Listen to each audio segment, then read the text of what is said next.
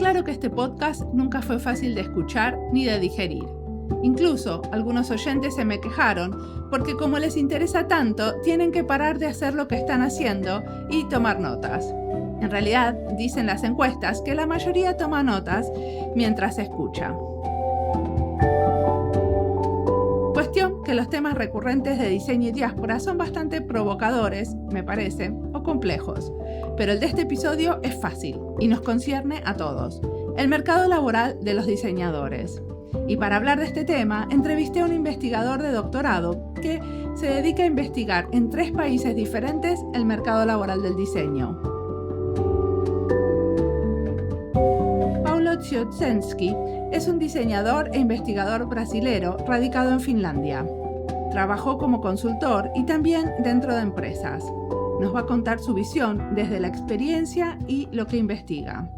Esta entrevista la hicimos para el programa de radio que hago para los hispano y lusohablantes en Helsinki. Mi nombre es Mariana Salgado, esto es Diseño y Diáspora.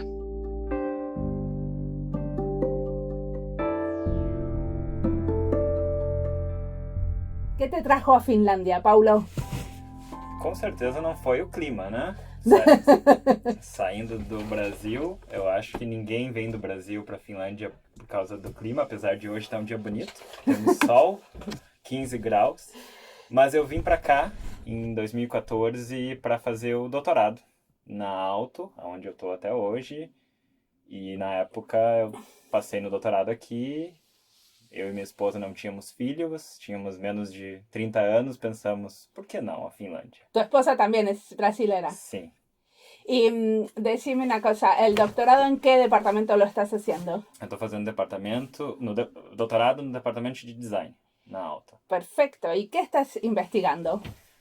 Olha, eu tenho olhado a carreira de design. Essa tem sido o meu tópico nos últimos 5, 6 anos, que é olhar exatamente como a carreira de design tem se transformado ou tem evoluído bastante. Perdón, ¿qué quiere decir carrera de carreira. design? ¿Es como el portfolio? Seria assim, o que é o trabalho do designer? Assim, quando o designer é contratado por uma empresa, por uma agência, o que ele faz? E eu vejo isso muito relacionado com a minha história como designer. Assim, quando eu trabalhava ainda no Brasil, 2008, 2006, 2004, eu como designer gráfico, eu era aquele cara que chegava lá, sabia Photoshop, sabia Illustrator, e o meu foco era muito visual. Então esse era muito o design alguns anos atrás. E hoje, na minha pesquisa, eu tenho visto que o designer evoluiu. Hoje a gente está falando de user-centered design, hoje a gente está falando de service design, hoje a gente está falando de entrevistar os usuários. Então, o design, quando eu falo da carreira, eu falo exatamente isso. O que o designer faz nas empresas? E tem sido muito ligado a essa expansão do papel do designer nas empresas. Perfecto. ¿Y para qué tipo de empresas trabajabas cuando trabajabas en Brasil? Eu trabalhei muito tempo em agência de design. Trabalhei em algumas agências de design no sul do Brasil. Eu trabalhei também numa empresa que administrava rodovias, que era engraçado que todo mundo nos odiava porque tinha que pagar pedágio. Sim. Então, eu trabalhei 4 anos lá sendo designer interno, assim. Então, todas as campanhas de comunicação, toda coisa que a empresa tinha que fazer, era eu que fazia. O sea que estás como muy acostumbrado a esos roles del diseño donde el diseñador está solo en toda la empresa. Como... nessa função que eu estava nessa empresa, que eu era o in-house designer, eu era o único designer. Então, qualquer coisa que a empresa precisava visual, eles chegavam em mim. E aí eu lembro que aí eu saí dessa empresa para ir para uma agência de design, onde era eu e mais 50, 60 designers. Então foi uma grande diferença assim no meu trabalho, de repente eu ter um monte de gente para trocar ideia, para compartilhar, para fazer trabalho junto, quando antes eu era o único. O sea que te gustó estar en una consultora en vez de Sim. estar en una empresa solo. Eu acho que tem seus prós e contras, assim. Eu acho que a vantagem de ser o in-house designer é que eu conhecia a empresa, eu conhecia todo mundo, né? Então eu entendia muito bem a cultura da empresa, o que era a marca da empresa, o que era o brand strategy, o que a gente tinha que comunicar. Então, acho que essa era a vantagem de ser o in-house designer. Quando eu fui para a consultoria, eu tinha muitos clientes, então era difícil conhecer muito bem cada um dos clientes, assim. Mas, ao mesmo tempo, isso me proporcionou fazer projetos em áreas muito diferentes, assim. Eu fazia trabalho de sinalização, fazia trabalho de comunicação. Então, acho que o meu portfólio como designer cresceu bastante na consultoria pela variedade de clientes. Perfecto. Y, o sea, una cosa que yo vi que vos estuviste analizando son como los avisos de trabajo. O sea, ¿qué es lo que buscan cuando se busca un diseñador? ¿Qué es lo que ponen ahí?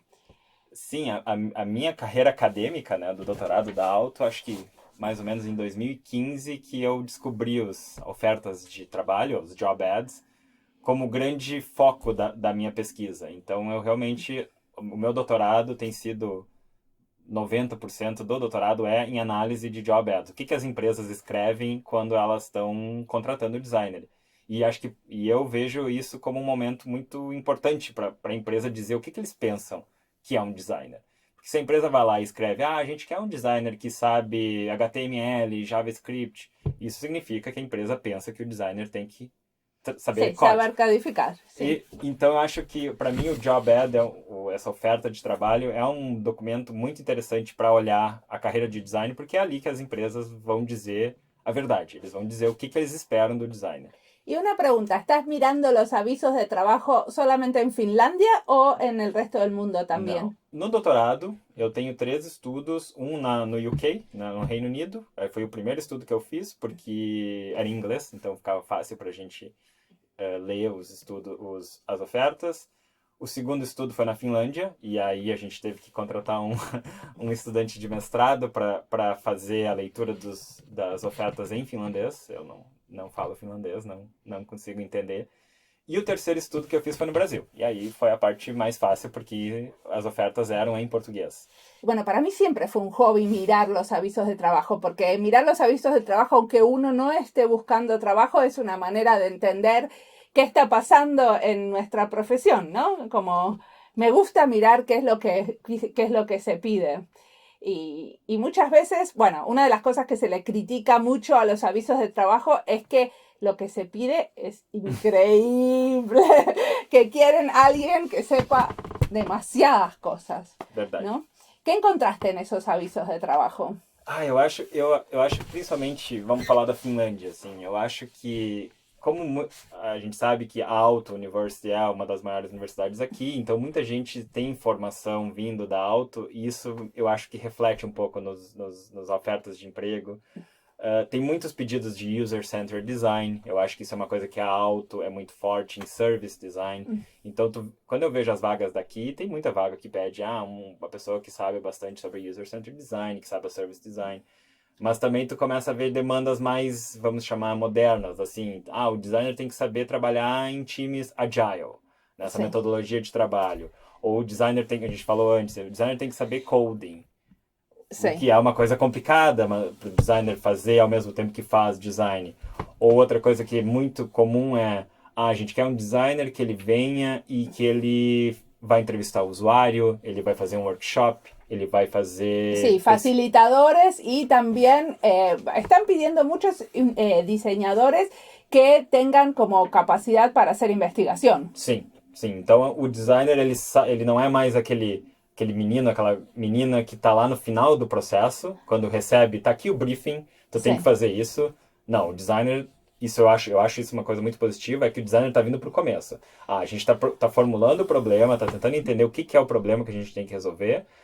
Vamos trazer o designer nesse momento. Então, o designer entra nessa parte de pesquisa, nessa parte de business, é outra coisa que também acaba aparecendo, que o designer tem que entender os business goals da empresa. Então, quando está projetando, también entender esa parte más de negocios. Los objetivos del negocio. Y decime una cosa, ¿cuáles son las diferencias entre Brasil, Finlandia y el Reino Unido? ¿Qué hay ahí? Tem bastante. Eu acho que o Brasil, principalmente entre Brasil, Reino Unido e Finlândia, foi onde eu vi mais diferença. Eu acho que entre o Reino Unido e a Finlândia não era tão diferente, eu acho que variava. Eu fiz muitos estudos quantitativos, então tinha muita frequência. O que era mais frequente aqui do que lá? E eu lembro assim, era user-centered design, era uma coisa que se falava muito na Finlândia, não se falava tanto no Reino Unido. Então eu lembro que era o principal. Mas do Brasil, eu lembro que do Brasil, o meu orientador, ele falou, é meio triste ser designer no Brasil, porque era basicamente pedido de software. ah, tu tem que saber Illustrator, Como un Photoshop, técnico. Sí. técnico e visual. Toda essa questão de service design, user-centered design, branding, tudo isso que a gente via nas ofertas de emprego do Reino Unido e da Finlândia. O estudo do Brasil foi o último que a gente fez, foi o terceiro. Quando a gente foi ler as ofertas de emprego no Brasil, não aparecia nada. Ninguém falava de design thinking, ninguém falava de nada, então foi uma coisa assim muito...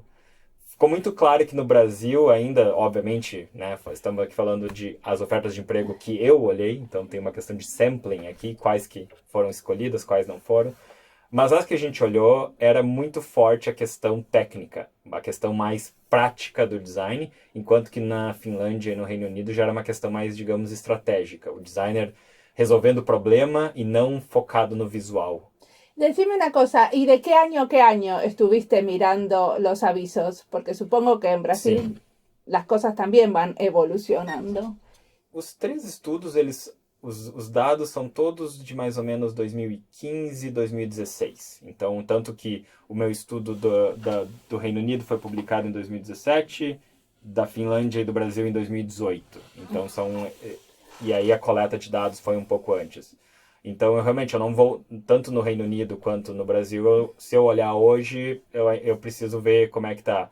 Mas a Finlândia eu sigo olhando. Eu acho, a gente estava falando antes que eu ainda sigo fazendo essa questão, olhando acho que um pouco, até como tu estava falando, é um hobby para mim. Eu acho interessante olhar o que está acontecendo no mercado, ver o que as empresas estão fazendo. Então, eu sigo olhando ainda as vagas na Finlândia. Las vacantes en Finlandia. Y, perdón, a veces repito algo en español para que los que no entienden portugués sigan la conversación. Una cosa que me pareció muy interesante es que parte de tu investigación es como investigación-acción, en el sentido que vos estás ofreciendo también un servicio para los que están buscando empleo y tenés este mural, o creo que lo armaste en Trello, ¿puede Sí, ser? sí. En Trello tenés como o sea, uno puede ir a tu mural de Trello y mirar cuáles son las vacantes para diseñadores. Sim. ¿Qué te enseñó ese? O sea, hiciste una intervención ahí, ¿no es cierto? Existe, é verdade. Eu nunca tinha pensado nesse ponto de vista, mas acho que o job board que eu faço no Trello, para mim foi meio que uma coisa... Eu precisava de uma ferramenta fácil de fazer o mural de empregos, e o Trello era uma coisa que eu já tinha usado, então eu acabei fazendo. E veio muito, né, nas minhas entrevistas no doutorado, que eu entrevistei alguns designers em Helsinki, perguntando exatamente como é que é a tua procura de emprego, onde é que tu olha. E eu vi que os designers estavam falando, não tem um lugar que tu vá lá e tenham todas as vagas.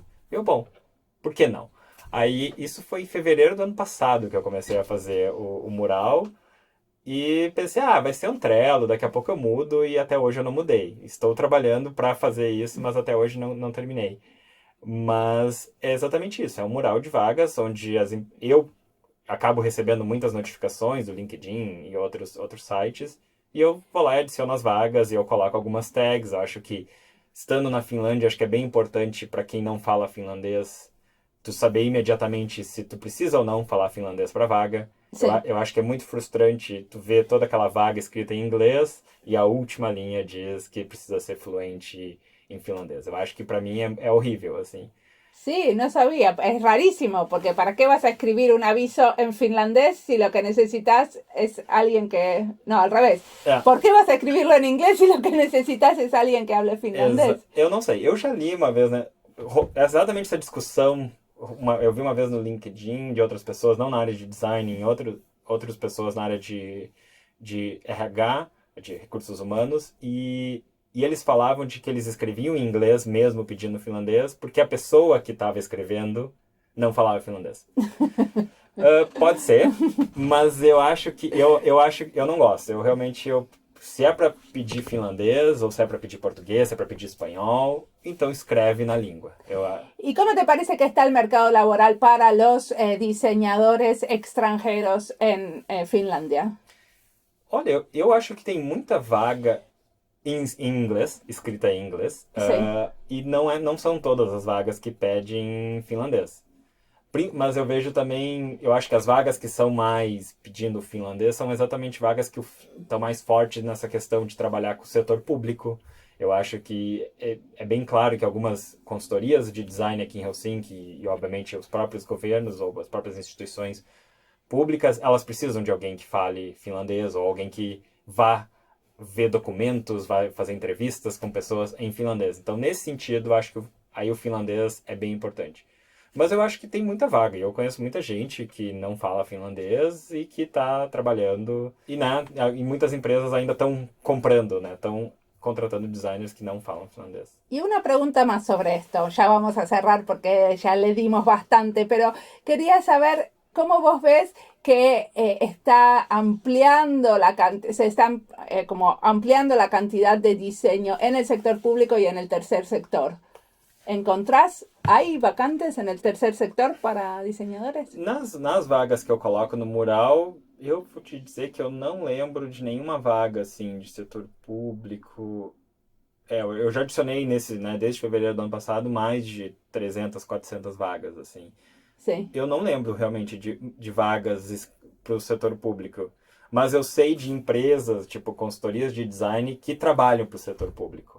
Então, daqui a pouco é meio que a consultoria de design está contratando um designer, mas esse designer vai ser alocado, vai ser posicionado no sector público. Hay vacantes para el sector público, están en esa página que se llama Valtio-Lehti.fi, pero muchas veces no aparecen en LinkedIn, ¿no? Porque no se ponen porque en general no aparecen en ese portal comercial que es LinkedIn. O sea, como hay un portal especial donde están todas las vacantes adentro del sector público y también, por ejemplo, adentro de la ciudad, de las diferentes municipalidades, aparecen cada vez más puestos para diseñadores.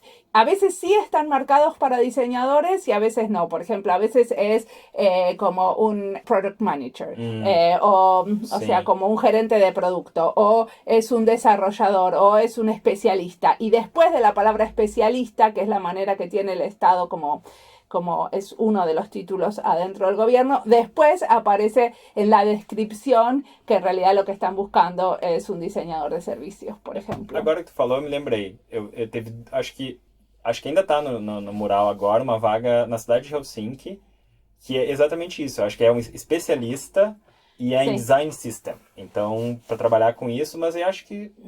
Agora eu lembrei também que há um tempo atrás também teve outra vaga da cidade de Helsinki. E aí é uma questão de, né, o termo design é em finlandês, às vezes suunnitelma, às vezes é outra palavra, então depende, às vezes acaba não chegando em mim por questões de filtro. Es que suunnitelma es como más coordinador y a veces se puede traducir como diseñador, pero no necesariamente un suunnitelma es un diseñador. Verdade. Y en cambio muotoilija puede ser, o sea, es la palabra para diseño. Eu lembro de ver vagas para suunnitelma, acho que aqui em Helsinki, e realmente era um project manager. Era outra coisa, não era necesariamente un designer, un diseñador. Claro, pero bueno, hay veces que está como escondido que en realidad lo que están buscando es un diseñador. Entonces, si uno no va a la descripción, es difícil encontrarlo. Pero para el tercer público también, ¿viste que hay vacantes abiertas? Eu vou te dizer que eu não lembro agora de ver nenhuma. Teria que começar a olhar os meus arquivos de novo, mas a maioria são realmente empresas ou consultorias de design. Isso é uma coisa até interessante, que agora, durante a pandemia, eu acabei escrevendo um artigo longo sobre toda a história do job board. Sim. E olhei todas as vagas que apareceram, né, da onde vinha, se era consultoria, se era esses in-house design, né, o time de design da empresa. E a proporção era, assim, a cada 4 vagas, 3 eram de in-house, né, de departamento de design dentro de empresas, e uma era de consultoria. Então, acho que mostrou muito como aqui em Helsinki, na região metropolitana de Helsinki, as empresas estão criando departamento de design e estão contratando designers para trabalhar internamente, apesar de ter várias agências de design que a gente conhece. Sim. Mas acho que está se fortificando muito essa questão de ter o designer interno, né? Uma empresa que produz, enfim, tanto produtos quanto serviços, começa a reconhecer que design tem um papel importante na empresa e por causa disso, vamos ter um departamento de design. Assim como empresas têm departamento de tecnologia, departamento jurídico, departamento... O que é relevante vira um departamento. Então, para mim, é um sinal muito claro de que o design tem uma importância muito forte, é quando as empresas estão começando a montar departamentos de design. Porque senão elas poderiam simplesmente terceirizar. Ah, vamos mandar para contratar um freelancer, vamos contratar uma agência. E apesar de que muitas agências acabam fazendo esse trabalho in-house, acho que aqui é bem forte isso, mas o fato de ter o departamento de design em muitas empresas aqui mostra que o design é importante. Y la realidad es que en el sector público se usa mucho esto de tercerizar el diseño, o sea, de contratar consultoría externa, especialmente en el tema del desarrollo de software, por ejemplo, y en el diseño. Y pero o sea, algo es muy interesante, que vos decís que no encontraste durante todo este tiempo avisos laborales para gente en el tercer sector. Sin embargo, por ejemplo, yo colaboro con la red de diseñadores en el tercer sector. Existen, o sea, hay un grupo de gente que se autodenomina diseñadores y trabajan para el tercer sector, y aparte tienen una red, y así como existe la red de diseñadores para el sector público, donde estamos muy activos. O sea que es interesante que hay algunos puestos de trabajo que, aunque existen en el mercado laboral, no aparecen en los avisos, ¿no? O sea que evidentemente el reclutamiento está pasando de alguna otra manera, o no necesariamente en los avisos está como transparentado que lo que están tomando son diseñadores. Não são exatamente isso, pode não ser públicos, ou o recrutamento, posta no Facebook, alguém conhece um designer e acaba indo por ali, mas se o pessoal do setor público ou do terceiro setor tiver vagas, pode mandar para o meu e-mail, eu vou adicionar na mural com o maior prazer.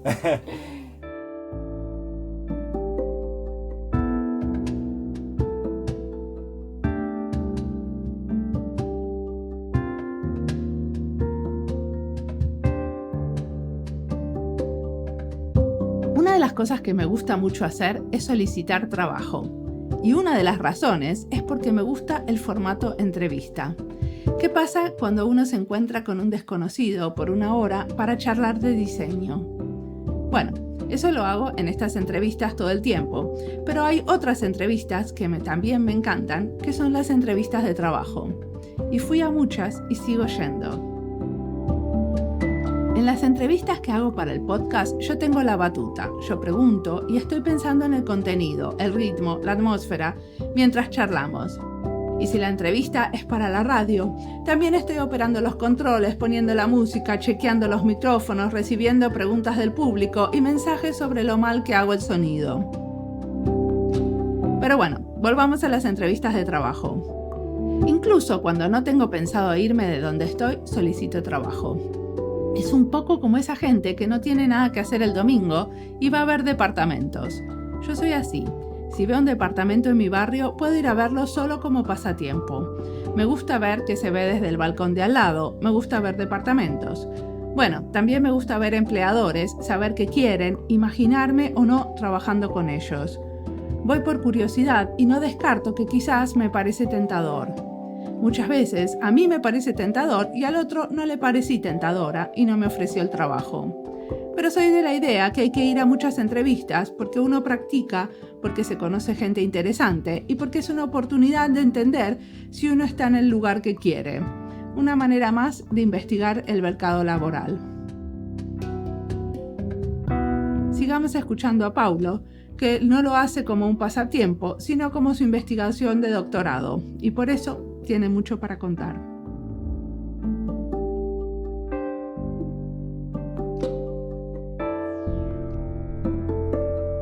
Supongo que estudiar tanto el mercado laboral te hace pensar todo el tiempo qué querés y qué querés en el futuro, ¿no? Bastante.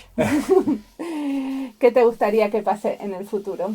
Eu acho que agora, principalmente terminando o doutorado, eu acho que tenho trabalhado para isso. Eu acho que o futuro, para mim, acho que voltar ao mercado de trabalho como designer e como pesquisador. Eu acho que eu penso na minha carreira, muitos anos atrás, eu ainda era muito focado em visual design, na parte gráfica, e eu acho que depois do doutorado, são 6 anos de escrita, são 6 anos de pesquisa quantitativa, pesquisa qualitativa, e eu acho que é uma habilidade interessante, eu acho que é relevante para o mercado de design, entender questão de problema, entender questão de projeto, Então, para mim, eu acho que o futuro é voltar como um designer pesquisador.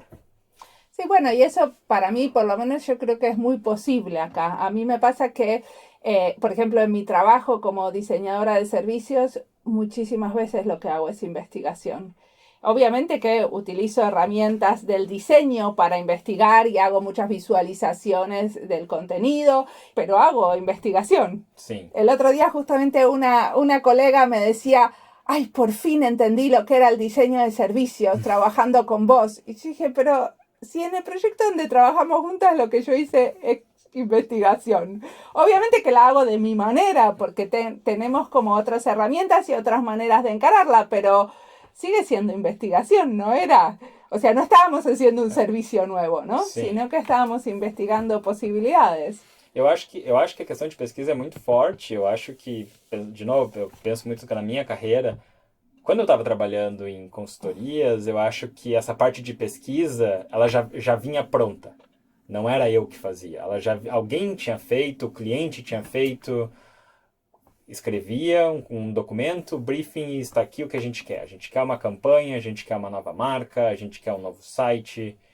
E eu acho que naquela época existia muito pouco dessa questão do questionamento do designer, que eu vejo muito forte aqui na Aalto, que é essa questão de, esse é realmente o problema que a gente tem que estar resolvendo? Sí. Então, acho que essa questão da pesquisa está muito ligada não apenas a entrevistar o usuário, a fazer essa coleta de dados, mas também está nessa questão de problematização, de ver o que realmente é necessário fazer no projeto. E eu acho que isso é muito forte aqui. Y tiene que ver con esto de delimitar el concepto de lo que hacemos. Eso de entender el qué, no dar por sentado que lo que te están dando como tarea es lo que hay que hacer, que muchas veces ellos tienen el problema, pero la solución que están planteando no es la que realmente necesitan, sino que hay que ir un pasito para atrás. Exatamente. Y ese pasito para atrás muchísimas veces es investigación. Vou dar um exemplo, eu sou professor aqui na Aalto numa disciplina chamada Pack Age, que é de desenho de embalagem, e a gente todo ano nós temos clientes que vêm, trazem um projeto para os alunos, e alguns anos atrás a gente teve um projeto que que a empresa veio, era uma empresa de temperos, e eles queriam fazer um projeto de embalagem e diziam, não, a gente já tem uma marca, a gente já tem um logotipo, já está tudo pronto, a gente só precisa da embalagem. Só que quando os alunos começaram a olhar o mercado de trabalho, foram fazer pesquisa, foram no supermercado, tiraram fotos, eles viram que a marca que o cliente tinha não se aplicaria corretamente no mercado de trabalho. Então, exatamente isso que tu falou. Os alunos deram um passo atrás, redesenharam a marca para poder, assim, fazer o projeto de embalagem. Não estava no briefing, o cliente não falou em nenhum momento que eles queriam um projeto de marca, mas a gente acabou conversando com os alunos falaram, olha, a gente quer fazer porque acho que vai melhorar o projeto. Acho que é exatamente isso que eles precisam. Então, essa mentalidade de questionar, de ver se é exatamente o problema certo, eu acho que isso está muito ligado a essa mentalidade de ser um pesquisador. Eu acho que esse é o novo designer, digamos assim, o designer mais 2020, ele está muito ligado a essa questão de pesquisa. Sí, ser un diseñador estratégico, ¿no? Porque cuando hablamos de estrategia, muchísimas veces estamos hablando de definir qué es lo que estamos haciendo o qué es lo que se tendría que hacer en el futuro. Exatamente. É muito ligado a isso. Não é apenas mais, vamos fazer essa interface bonita. Não, vamos ver como é que essa interface se relaciona com o que o usuário está precisando, vamos ver como essa interface se relaciona com os objetivos da empresa, para onde vai o mercado e concorrentes. Então, está tudo conectado. Então, acho que a interface ela é uma dos vários pontos de contato. Então, acho que está muito ligado a ver como é que isso se encaixa nesse grande sistema. Entonces, en el futuro te vas a volver a trabajar como diseñador, y ¿cómo te ves? ¿Como un consultor o más como un diseñador trabajando adentro de una organización? Vou te dizer que eu não... Quem vier primeiro. Depende de las posibilidades. Depende das possibilidades. Eu acho que eu já trabalhei nos dois lados quando eu estava no Brasil, tanto como designer interno como em consultoria. Eu acho que tem prós e contras e vamos ver quem vem primeiro. Muy bien. Y supongo que porque estás terminando ahora tu doctorado, estás en un momento que estás leyendo muchísimo y entendiendo como el contexto de lo que estás haciendo como de una manera muy amplia. ¿Qué le querés recomendar a la gente? ¿Qué es lo que te está inspirando de lo que estás leyendo y mirando en este momento? Eu acho que o que eu recomendaria, acho que é uma coisa que eu falo muito com alunos e coisa, e eu acho legal que tu comentou também, esse teu hobby de olhar vagas de emprego, e para mim também é. Eu recomendo isso. Eu acho que design é uma área tão mutante, e eu recomendaria para as pessoas, assim, fiquem de olho no que está acontecendo, mesmo que tu esteja trabalhando, tu tá na tua vaga de trabalho, sei lá, há bastante tempo, tá satisfeito, mas eu acho que tem que estar sempre olhando. Eu penso, se for, por exemplo, se a gente for falar de software em design. Alguns anos atrás, se falávamos muito, digamos, no design digital. Se falava muito do Sketch. Sketch é a nova ferramenta, vai substituir o Illustrator, vai substituir o Photoshop. Beleza, teve seu tempo, hoje todo mundo está falando do Figma. Então é Sí. só um exemplo de como que a carreira, né, falo de carreira, mas como que o trabalho do design está sempre mudando. Então, a minha recomendação é para ficar de olho no que está acontecendo, porque não é porque a gente termina a faculdade, eu terminei a faculdade, terminei o mestrado, vou terminar o doutorado, que o meu aprendizado vai parar. Eu acho que o designer vai estar sempre aprendendo no trabalho, então acho que essa é a grande dica, assim, é que o pessoal não pode parar de aprender, até porque a profissão não vai parar de mudar. Sí, yo creo que eso también aplica como a muchísimas profesiones, ¿no? Pero también creo que es una de las cosas que uno aprende en este entrenamiento que tenés como investigador cuando haces un doctorado en diseño, que me estar mapeando todo el tiempo algún tipo de suceso, ¿no? Estás todo el tiempo viendo qué es lo, o sea, a vos te interesa el mercado laboral de los diseñadores, a otro le interesa como otros tipos de fenómenos, pero lo que estás haciendo siempre es mapeando lo que están haciendo los demás. A mí me interesa, por ejemplo, especialmente lo que está pasando en el diseño en el gobierno. Entonces, a través del podcast que tengo, o sea, a través de Diseño y Diáspora, hago como muchas entrevistas a gente que está trabajando en diseño y gobierno, o como son pequeños como hilos de investigación y que cada uno lo hace y lo incorpora a su vida cotidiana de alguna manera. O sea, esto de mirar avisos de trabajo, não sei. Mas eu acho exatamente isso. Eu acho que todo mundo tem que estar olhando o que está acontecendo. Eu acho que eu olho vagas de emprego porque é a minha pesquisa, é o meu trabalho de doutorado e tem sido muito ligado ao mural de empregos, né, o job board. Então é uma curiosidade minha. Não acho que seja todo mundo que tem essa curiosidade, mas para quem tiver a oportunidade de olhar, e até é uma questão de ver quem é que está contratando, sabe? Eu acho que eu fico curioso para ver, porque eu penso, há uns anos atrás, não se falava tanto do in-house designer, do departamento de design interno, e eu acho que hoje é super comum. Então, tu vê empresas variadas, o governo e no mercado, que estão construindo o departamento de design, então é interessante, eu acho legal de ver quem é que está contratando o designer, sabe? Não é só a consultoria de design, mas é muita gente. Sí, a mí me parece también que hay otras partes del reclutamiento que son como muy interesantes, no solamente los avisos de trabajo, sino, por ejemplo, cómo están haciendo las entrevistas, porque tuve muchas entrevistas de trabajo y siempre me gusta ir a entrevistas de trabajo. Bueno, me gusta el formato de la entrevista, ¿no? Me gusta estar acá charlando con vos sobre esto y también me gusta ir a entrevistas de trabajo, lo confieso.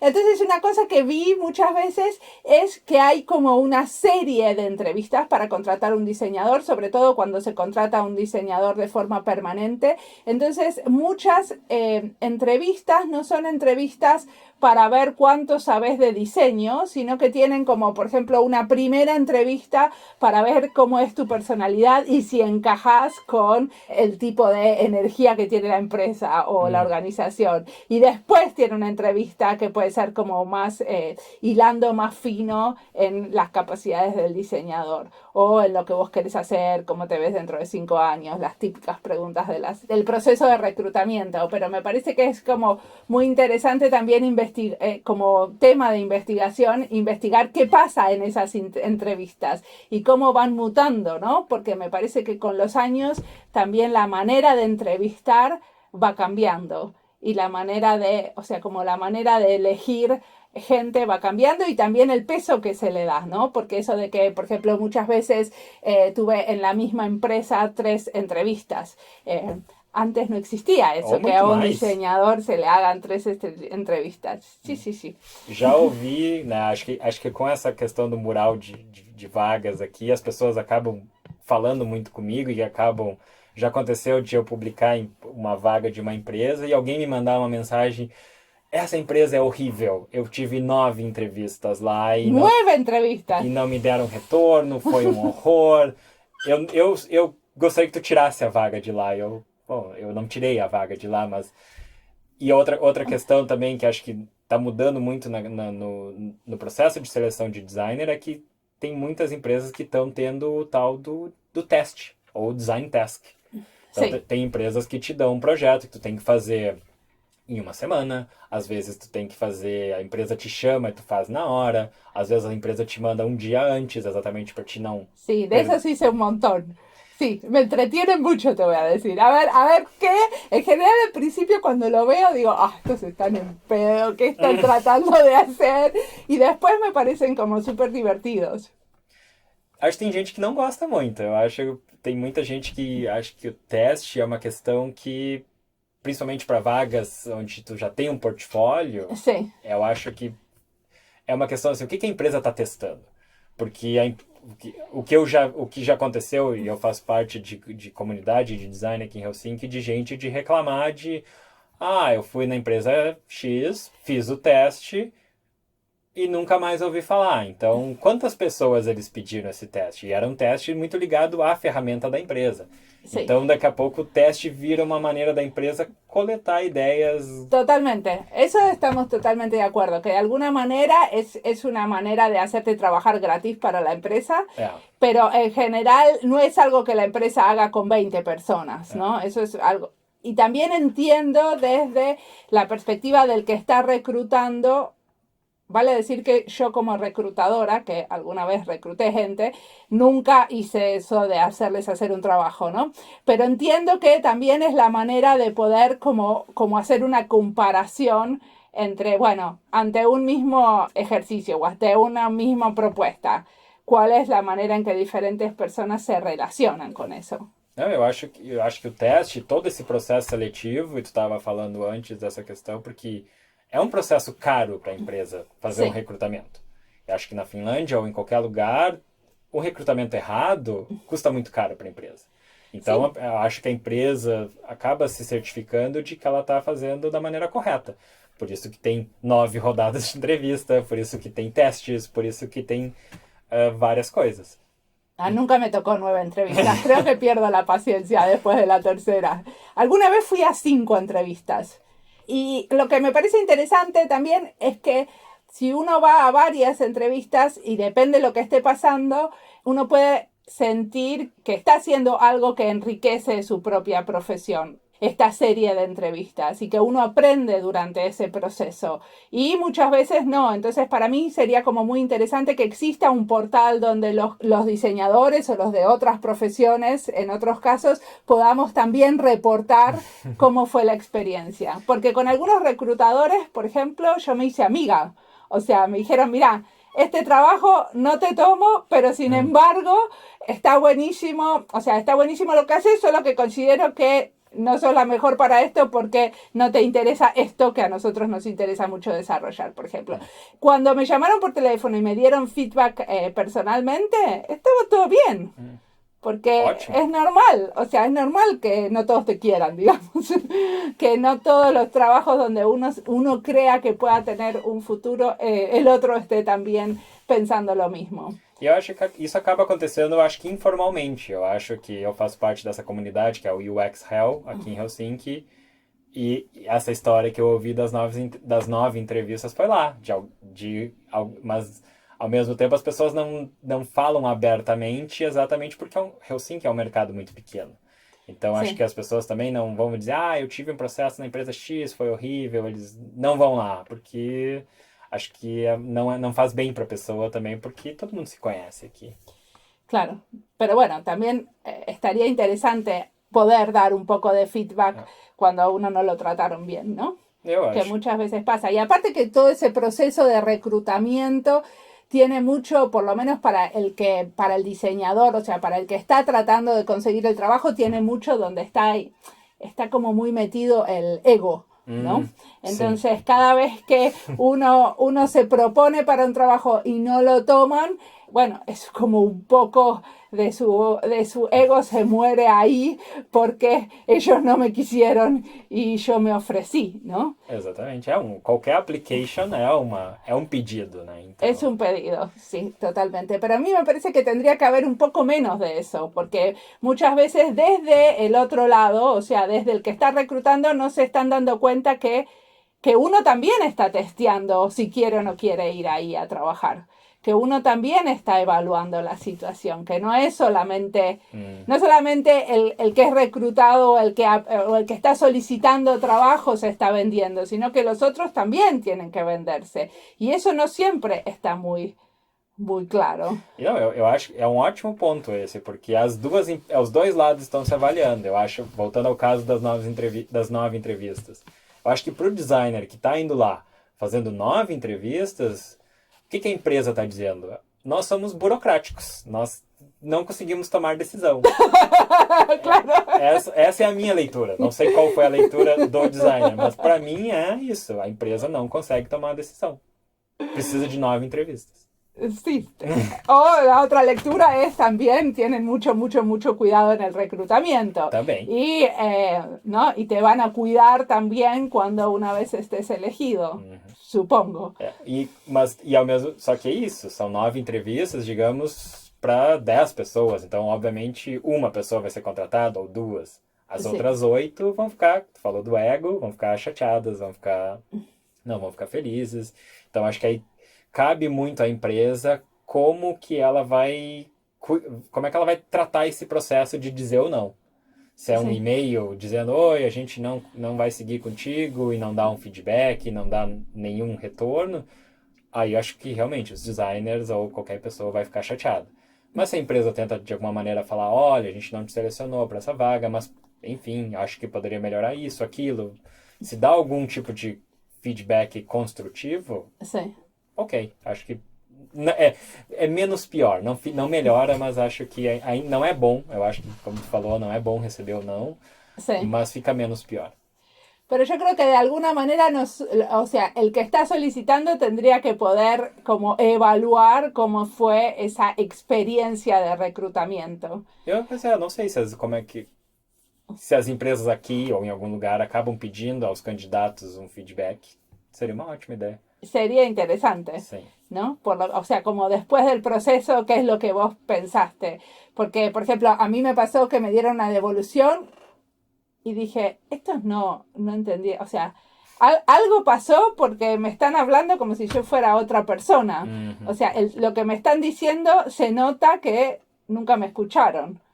O sea, puede ser por miles de razones. Y bueno, y otra cosa que pasa mucho en el mercado laboral, por lo menos finlandés, es que ya tienen pensado una persona que quieren reclutar y que saben que quieren antes de que ponen el aviso.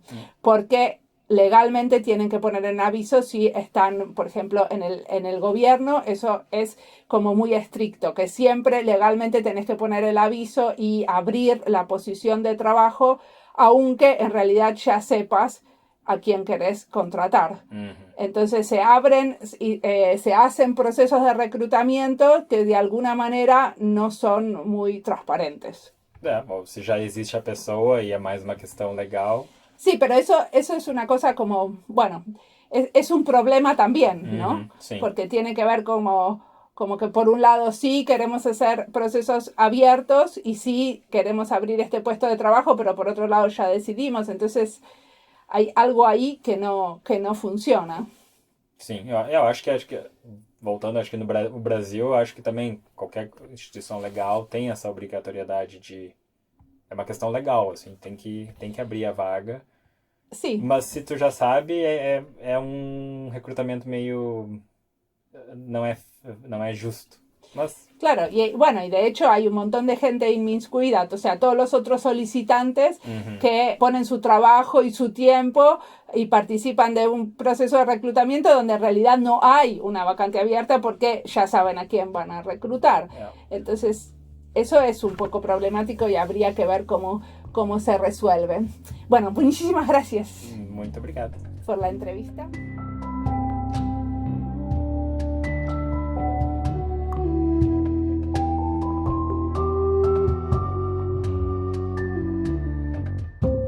Una de las cosas geniales de la investigación de Paulo es que creó un servicio para diseñadores extranjeros o inmigrantes y a partir de ese servicio estudia la oferta del mercado. Es usar un servicio de diseño como herramienta de investigación de un tema. Eso me gusta, porque él identificó un problema como encontrar trabajo en Finlandia. Después se puso a resolverlo y a ofrecer un servicio. Y como lo comparte, también crece, como muchas cosas que compartimos. En mi caso, este podcast, estas charlas. Quisiera usar el podcast para investigar. Quisiera que algunos se comuniquen conmigo para hacer sus tesis de maestría o doctorado, usando el contenido de Diseño y Diáspora. Se podrían investigar varias cosas mirando y analizando el contenido. A mí se me ocurren algunas. Si un especialista en comunicación lo tomara como recurso para su investigación, podría analizar el discurso de los diseñadores de hoy en día. Cómo nos expresamos, a quién le hablamos. Si a un diseñador le interesa entender qué es el diseño social y cómo se manifiesta, también se podría analizar el contenido de las entrevistas. O cómo es la contribución del diseño a diferentes áreas, porque tenemos temáticas como inmigración, salud, educación o futuro. O cómo podría haber más interacción entre diseñadores trabajando como diseñadores y aquellos investigando. O cómo encontrar diferentes modelos de financiación para hacer diseño social. En diseño hay mucha tradición de investigar lo que uno mismo hace o diseña, pero también podemos investigar usando lo que hacen o diseñan otros, como hacen los historiadores del diseño, por ejemplo. Así que bienvenidas las colaboraciones con investigadores de diferentes disciplinas. Queremos que nos estudien más y aprender de otras miradas sobre lo que hacemos. Como siempre, la música del podcast es de Antonio Zimmerman. El diseño de sonido es de Julián Pereira. Este podcast está publicado con licencias para el bien común con atribución. Esto fue Diseño y Diáspora. Pueden seguirnos en nuestras redes sociales en Instagram y Twitter o visitar nuestra página web diseñoydiaspora.org. No olviden recomendarnos. Nos escuchamos en la próxima.